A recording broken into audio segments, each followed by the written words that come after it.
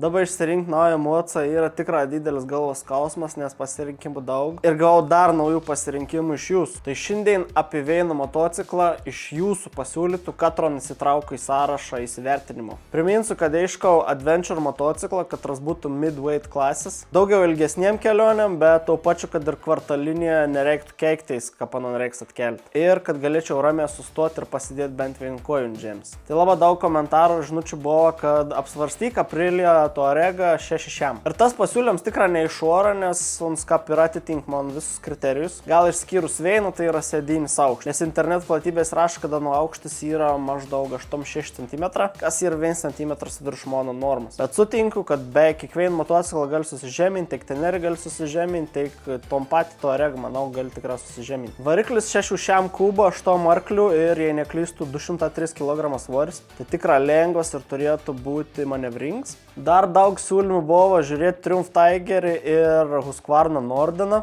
Ir čia noriu aiškiai dar kartelį priminti, kad aš esu labai nedidelis žmogus. Tiek Tigeris, tiek Nordens yra aukšti ir žiauriai sunkus motociklą. Tigeriaus svoris čiut ne 205 kg, nu come on. O dar ir kaina ten yra visai kito lentino. Man reikia mocą, su katru galėčiau ramiai jaustis. Tiek plenti, tiek už ano ribų. Tai Touaregą įdedam į sąrašą, o Tigerį ir Nordeną tikrai ne. Vėlgi ne dėl to, kad ani yra kažko blogi motociklą, bet ani yra ne tai, ko aš iškau. Paspauskit follow ir sustingam kitam video.